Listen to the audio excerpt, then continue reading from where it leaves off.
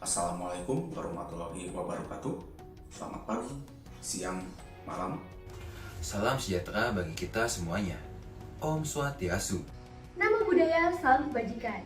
Perkenalkan, saya Putri Evelyn dengan NRP 2030054. Saya Amando Karwoko dengan NRP 2030028. Saya Kaufian Sasmita dengan NRP 2030143. Dan kami merupakan kelompok 16 dari mata kuliah psikoedukasi di Universitas Kristen Maranatha. Sebelumnya kita telah membahas materi Providing Back on the Job Application, dan sekarang kita akan membahas mengenai mengevaluasi program pelatihan yang aktif. Dalam video ini terdapat penjelasan awal, 4 tingkat evaluasi program pelatihan, memperluas 4 tingkat evaluasi, masing-masing indikator dari 4 level, evaluasi dari 4 level, merancang evaluasi, mendapatkan umpan balik sepanjang jalan, beberapa teknik survei, dan yang terakhir ada peran pelatih yang berkembang. Mengevaluasi program pelatihan sering dianggap sebagai langkah terakhir. Tetapi pada kenyataannya, ini memulai proses desain dan penyampaian. Hal itu dikarenakan menyediakan data yang memungkinkan untuk terjadinya perbaikan secara terus-menerus dari program pelatihan. Ketika Anda mempelajari bagaimana peserta telah dipengaruhi oleh pelatihan, Anda memiliki kesempatan untuk menilai seberapa baik program yang ada dan seberapa baik program tersebut bekerja, serta perubahan apa saja yang mungkin diperlukan untuk membuatnya menjadi lebih efektif. Tujuan yang diidentifikasi harus mengarah pada hasil yang diinginkan, dan itulah yang akan dievaluasi. Evaluasi itu penting, meskipun membutuhkan waktu. Pelatih profesional membangun waktu untuk mengukur hasil dan memastikan semua orang tahu apa yang harus diubah dalam program pelatihan, jenis bantuan apa yang peserta butuhkan, dan faktor apa saja yang menghambat pelatihan. Sebagian besar pelatih menganut model yang dikemukakan oleh Dr. Donald Kirkpatrick pada tahun 2005, bahwa ada 4 tingkat evaluasi program pelatihan. Level 1, reaksi. Sikap peserta terhadap kesempatan pelatihan, seperti kepuasan dengan keterlibatan atau apa yang dipelajari. Level 2, pembelajaran. Pengetahuan dan keterampilan yang dipelajari, seperti mampu menyatakan praktik terbaik atau memiliki keterampilan baru untuk tugas di tempat kerja. Level 3, perilaku. Perubahan dalam pelaksanaan dan penerapan keterampilan yang dipelajari dan dipraktikkan di pekerjaan. Level 4, hasil. Hasil terukur yang menunjukkan dampak pelatihan terhadap organisasi. Jim Kirkpatrick mengembangkan karya aslinya dengan menciptakan 4 tingkat dunia baru. Model ini menekankan pengidentifikasian pada hasil di level 4 di depan dan berfokus pada upaya kolektif dari Departemen Pelatihan, Supervisor, dan pemimpin senior untuk memenuhi harapan pemegang saham. Return on Expectation atau ROE di sini tidak boleh disamakan dengan penggunaan umum ROE yang berarti Return on Equity. Menurut model Kirkpatrick, ROE menawarkan indikator nilai melalui pengukuran holistik dari kedua ukuran kualitatif dan kuantitatif dari program atau inisiatif dengan pelatihan formal yang biasanya menjadi landasan. Untuk memenuhi harapan, seorang profesional harus mengajukan pertanyaan untuk mengklarifikasi dan memastikan harapan pemegang saham bisnis utama, dan mengubah harapan mereka menjadi hasil bisnis atau misi yang dapat diamati dan terukur. ROE seperti membalikan Kirkpatrick 4 level, karena Anda harus mengajukan pertanyaan di level 4 terlebih dahulu. Pertanyaan-pertanyaan ini mungkin termasuk seperti, apa tujuanmu? Seperti apa kesuksesan menurut Anda? Atau, bagaimana Anda tahu kita mencapai tujuan? Selain itu, model Kirkpatrick dunia baru menekankan perlunya bermitra dengan supervisor dan manajer untuk mendorong mereka mempersiapkan peserta dan melakukan role play setelah pelatihan dengan memperkuat pengetahuan dan keterampilan yang sudah dipelajari. Misalnya, sebuah perusahaan farmasi sedang mengevaluasi pelatihan yang diberikannya kepada perwakilan penjualan.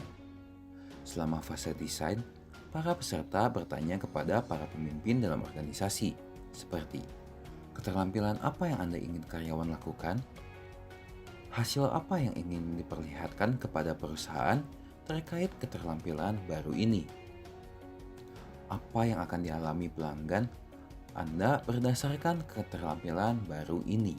Berikut adalah beberapa indikator yang digunakan perusahaan untuk mengevaluasi masing-masing dari 4 level. Level 1, reaksi terhadap program pelatihan. Peserta puas dengan relevansi pelatihan. Peserta mengatakan bahwa pelatih mendorong partisipasi dan pertanyaan. Peserta menginginkan lebih banyak kesempatan untuk roleplay selama program pelatihan. Level 2, pembelajaran. Peserta dapat menggunakan studi klinis untuk memperkuat manfaat. Peserta mencontohkan cara cepat merubah pembuka menuju topik utama. Peserta mengetahui perbedaan antara pertanyaan fakta dan prioritas. Level 3, perilaku atau lamaran kerja. Peserta menjelaskan kepada target bagaimana produk memenuhi kebutuhan target tertentu yang dinyatakan. Peserta menjalin hubungan baik dengan target. Peserta merencanakan penggunaan visual mereka sebelum janji temu mereka. Level 4, hasil bisnis. Peserta meningkatkan penjualan setiap minggu selama periode 4 minggu. Peserta melakukan lebih banyak panggilan penjualan daripada minggu-minggu sebelumnya. Retensi peserta meningkat dari tahun sebelumnya. Evaluasi menyeluruh dari program pelatihan Anda mungkin melibatkan keempat tingkatan evaluasi program pelatihan. Setiap tingkat evaluasi memiliki nilai tersendiri, tetapi nilai kombinasilah yang terbukti benar-benar menilai seberapa efektif pelatihan tersebut. Sekarang kita akan istirahat sejenak. Teman-teman dipersilahkan untuk minum atau untuk meregangkan badan.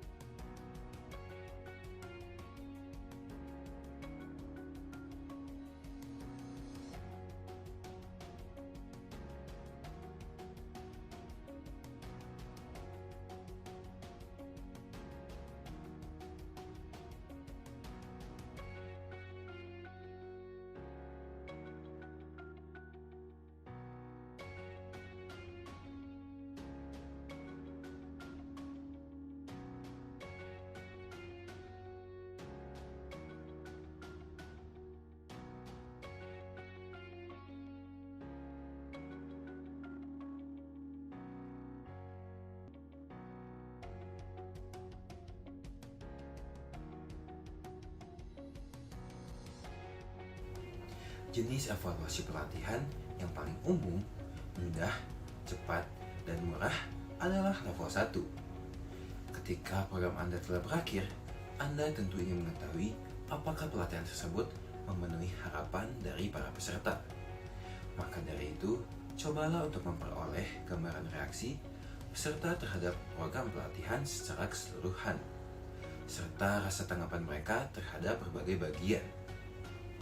Anda dapat memberikan form pertanyaan dan meminta peserta untuk mengirimkannya melalui email kepada Anda setelah sesi berakhir. Namun, ada 2 kelemahan dengan ide-ide ini. Yang pertama, respon email akan mengurangi anonimitas. Dan yang kedua, berkurangnya jumlah tanggapan yang Anda akan terima. Anda bisa mengatur link form pertanyaan Anda dan membagikannya di antara sesi untuk mencegah kelemahan yang ada. Cara yang kurang standar untuk mendapatkan reaksi peserta adalah dengan menggunakan teknik semi-proyektif. Sediakan secari kertas kosong dengan petunjuk sebagai berikut. Bayangkan, seorang rekan kerja Anda sedang berpikir untuk menghadiri program ini, dan dia bertanya kepada Anda, seperti apa program ini bagi Anda? Bagaimana tanggapan Anda? Harap luangkan beberapa menit untuk menulis tanggapan Anda di bawah ini. Kelebihan teknik ini adalah bahwa Anda biasanya akan memperoleh tanggapan yang lebih dalam dan lebih pribadi daripada yang dapat diperoleh dari kuesioner. Kekurangannya adalah jauh lebih sulit untuk mengukur hasil atau meringkas hasilnya. Selain mengetahui bagaimana peserta memandang program pelatihan, Anda perlu mengetahui sikap, pengetahuan, dan keterampilan apa yang akan mereka peroleh. Cara yang paling umum untuk mengukur pembelajaran adalah penggunaan tes.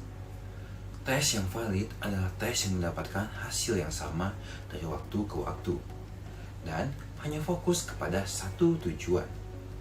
Maka dari itu, luangkanlah waktu untuk mendapatkan umpan balik tentang item tes Anda serta uji coba mereka sebelum digunakan kepada peserta Anda yang sebenarnya. Dengan mempertimbangkan tujuan program pelatihan yang aktif, pastikan untuk melampaui pengujian ingatan secara faktual. Lihat, apakah peserta dapat menyatakan informasi dengan kata-kata mereka sendiri, memberikan contoh, dan menerapkannya dalam berbagai situasi. Tanpa informasi ini, tidak mungkin untuk menentukan apakah pelatihan mencapai pembelajaran nyata atau tidak sebagai lawan dari menghafal. Untuk lebih membuktikan bahwa hasil tes pembelajaran terjadi, lakukanlah pengujian pengetahuan sikap, pengetahuan, dan keterampilan pada peserta sebelum dan sesudah pelatihan dimulai. Dengan cara itu, lebih mudah untuk menyatakan perubahan yang terjadi merupakan akibat dari program pelatihan. Selain pengujian, Anda dapat memperoleh beberapa bukti bahwa pembelajaran telah terjadi melalui salah satu cara berikut ini. Yang pertama, kinerja tugas yang relevan dengan pekerjaan di akhir program pelatihan biasanya melibatkan permainan, studi kasus, atau roleplay. Yang kedua, mewawancarai peserta untuk melihat bagaimana mereka akan menanggapi masalah yang berhubungan dengan pekerjaan. Dan yang ketiga, tugas proyek yang mengharuskan peserta untuk mengintegrasikan apa yang mereka pelajari. Jangan mengabaikan nilai bertanya kepada peserta secara langsung tentang apa yang mereka pelajari dan bagaimana hal itu diterapkan. Laporan diri bukan merupakan bukti, tetapi memberikan beberapa indikasi bahwa pembelajaran telah terjadi.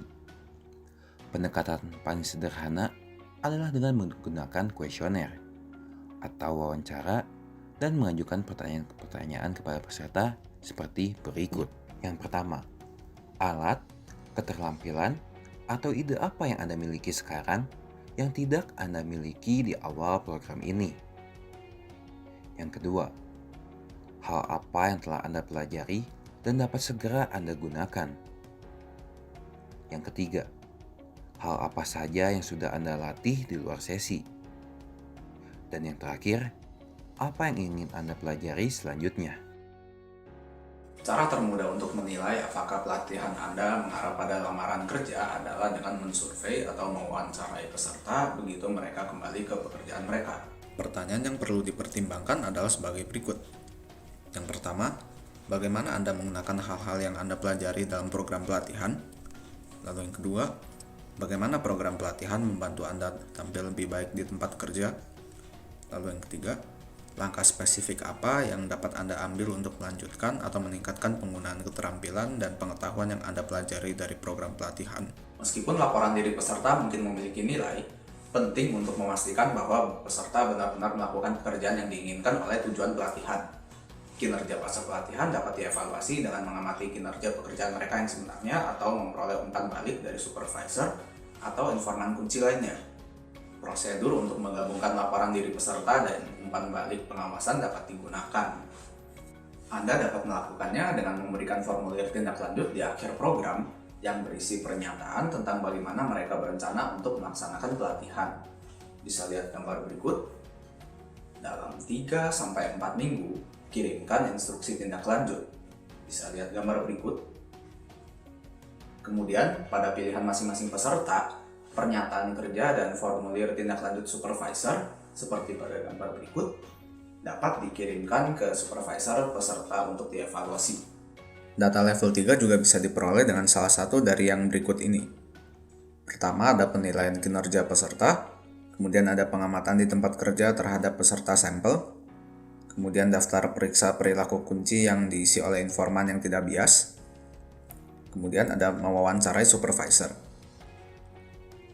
Contoh pengukuran level 3 yang didaftar oleh Barksdale dan Land meliputi: pertama, ada pengukuran proses, misalnya peserta mengikuti proses bisnis baru kembali pada pekerjaannya. Kemudian ada pengukuran produktivitas, misalnya kesalahan peserta berkurang. Kemudian ada pengukuran biaya, misalnya peserta mengidentifikasi metode untuk mengurangi biaya. Kemudian ada pengukuran pendapatan, misalnya peserta meningkatkan rujukan mereka ke produk lain. Dan yang terakhir ada pengukuran keamanan, misalnya peserta mengikuti prosedur keamanan. Salah satu tantangan evaluasi level 3 adalah untuk memberikan bukti bahwa perubahan perilaku peserta merupakan hasil dari program pelatihan dan bukan hasil dari faktor-faktor lain. Hal ini sulit untuk dibuktikan. Jika hal ini merupakan persyaratan bagi Anda, Bapro merekomendasikan pertanyaan-pertanyaan berikut ini. Berikut ini pertanyaan-pertanyaan untuk ditanyakan pada setiap studi level 3. Berapa banyak orang yang terlibat dalam penelitian ini? Semakin banyak orang yang terlibat dalam penelitian, semakin besar tingkat kepercayaan pada hasilnya. Kemudian yang kedua, apakah ada kelompok kontrol? Jika orang-orang yang tidak terlibat dalam program pelatihan juga berubah, program pelatihan mungkin tidak diperlukan. Kemudian yang ketiga, seberapa besar peningkatan kinerja? Perubahan kecil dalam perilaku mungkin tidak sepadan dengan waktu dan biaya program pelatihan. Kemudian yang keempat, apakah peningkatan itu berkelanjutan? Perilaku yang terjadi segera setelah pelatihan bisa saja tidak berlanjut beberapa bulan kemudian. Menilai hasil bisnis dari pelatihan mungkin yang paling sulit dilakukan. Biasanya evaluasi level 4 memerlukan aktivitas yang memakan waktu seperti kelompok fokus, wawancara strategis, dan observasi.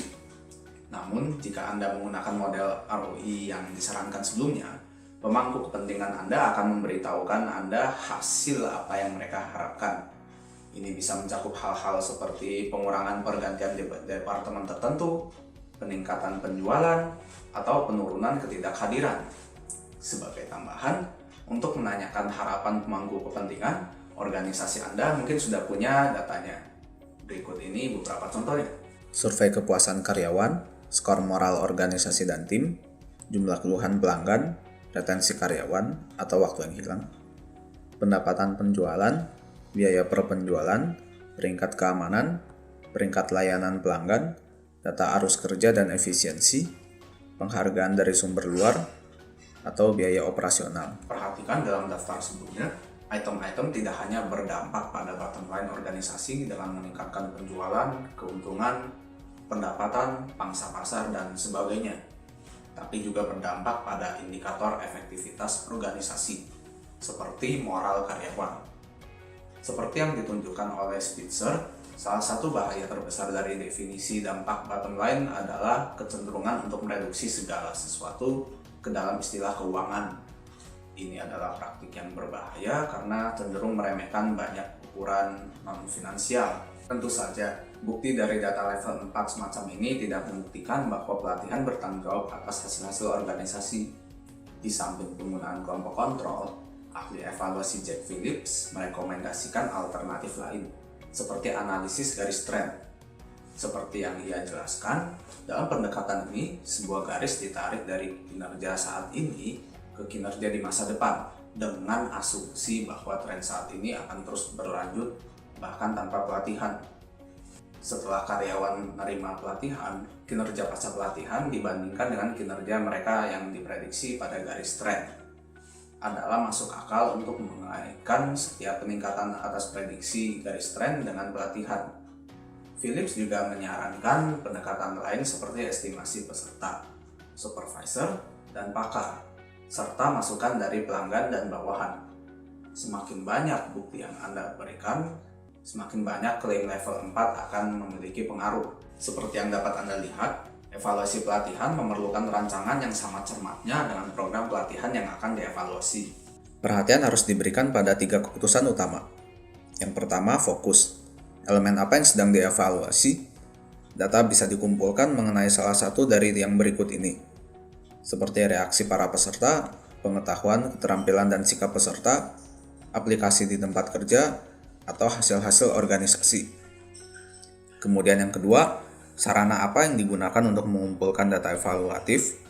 Salah satu dari yang berikut ini bisa digunakan, seperti kuesioner, observasi, tes, laporan, atau wawancara. Kemudian yang ketiga adalah waktu. Kapan data dikumpulkan? Semua waktu ini dimungkinkan. Ada pra-pelatihan, selama pelatihan, akhir pelatihan, dan periode tindak lanjut. Terakhir, ingatlah bahwa evaluasi program pelatihan aktif tidak hanya mengenai hasil, tetapi juga mengenai proses. Upaya-upaya evaluasi harus membahas apa yang terjadi dalam program pelatihan. Sama halnya dengan apakah program pelatihan tersebut membuat perbedaan. Mengapa evaluasi proses begitu penting?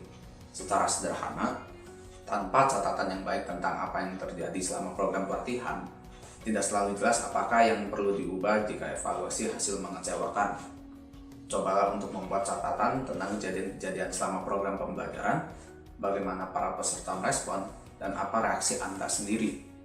Atau undanglah orang lain untuk menyaksikan jalannya program dan melakukan pengamatan tentang program yang sedang berlangsung. Dengan demikian, Anda akan menjadi peserta aktif dalam program Anda. Sekarang kita akan istirahat sejenak. Teman-teman dipersilahkan untuk minum atau untuk meregangkan badan.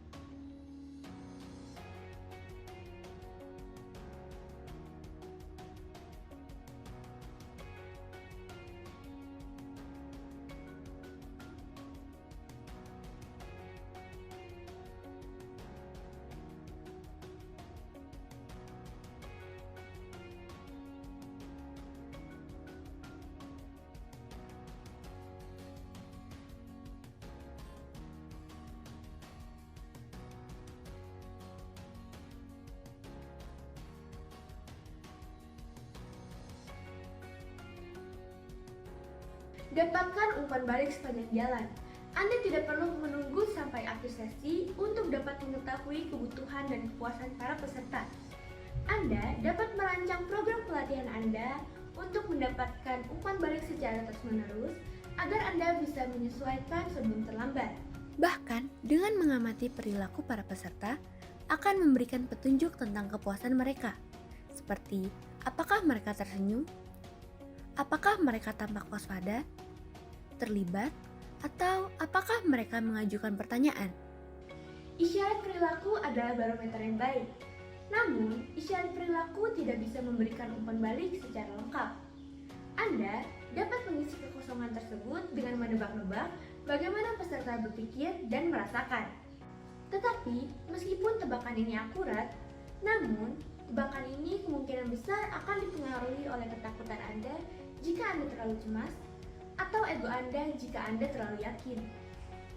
Memverifikasi pesan-kesan Anda adalah satu-satunya cara untuk mendapatkan umpan balik yang akurat dan terperinci. Ada dua cara utama selain observasi untuk mendapatkan umpan balik kelompok yang sedang berlangsung. Yang pertama adalah secara lisan, dan yang kedua adalah dalam laporan tertulis. Memperoleh umpan balik lisan merupakan suatu tantangan, dan hal ini dapat memakan waktu. Mendapatkan umpan balik tertulis biasanya lebih cepat dan tidak terlalu mengancam. Namun, Anda tidak dapat segera mengklarifikasi informasinya jika Anda ingin menyelidiki lebih lanjut.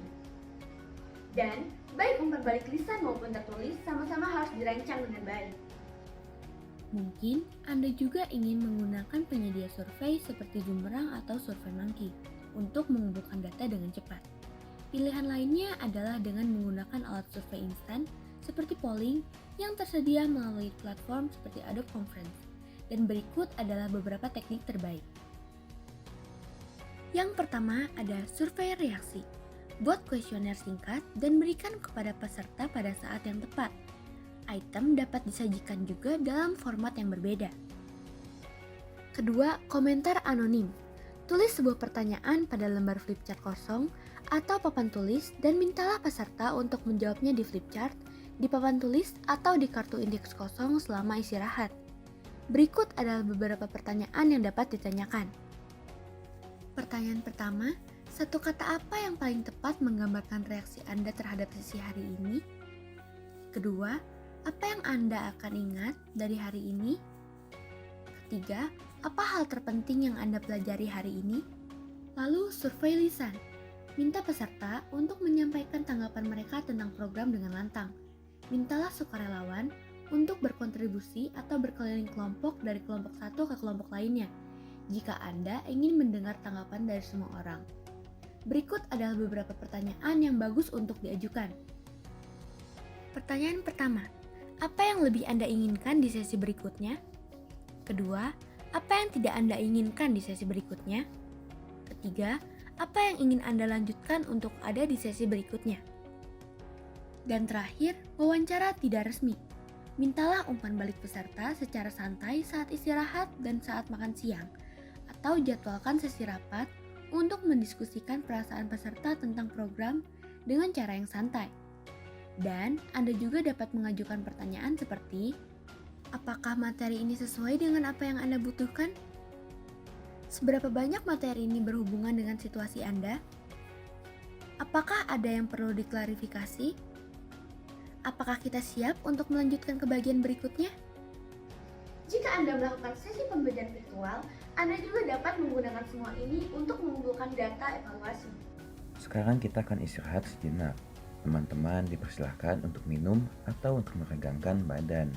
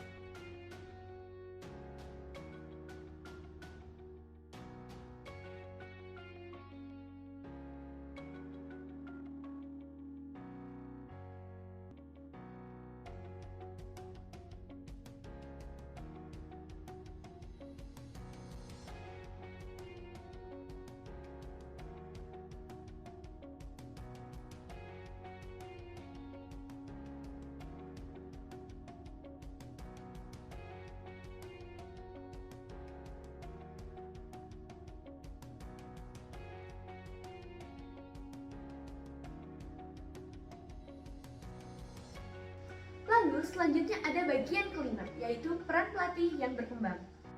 Peran baru, realitas baru. Perubahan teknologi yang cepat, persaingan baru yang lebih ketat, tenaga kerja yang berubah secara demografis, peningkatan globalisasi, harapan pelanggan yang lebih tinggi, harapan karyawan, tingkat perubahan yang terus meningkat, sejumlah besar tekanan ada pada organisasi saat ini. Setiap tekanan yang dihadapi oleh organisasi kita membutuhkan pelatihan daripada pelatihan profesional dan pelatihan pengembangan. Di mana itu ada tantangan baru, kebutuhan akan pengetahuan dan keterampilan baru, dan disitulah peran kita. Peran pelatih telah berubah dan akan terus berubah, di mana profesi kami telah berjuang untuk bagaimana mendefinisikan peran kami. Bahkan, asosiasi profesional kami telah berubah nama dari American Society for Training and Development menjadi The Association of Talent Development. pelatihan yang efektif dapat memberikan dasar yang kuat untuk membantu organisasi kita menghadapi tantangan dan tekanan yang dihadapi. Kita dipanggil untuk mengambil lebih banyak tanggung jawab dan mencari cara untuk meringankan tekanan yang dihadapi organisasi kita. Kami menyentuh setiap bagian dari organisasi kami, jadi tidak heran jika peran dan tanggung jawab kami terus berkembang. Baik, sekian pemaparan materi dari kami kelompok 16. Kami memohon maaf apabila terdapat kesalahan ucapan. Sampai jumpa di lain waktu. Terima kasih.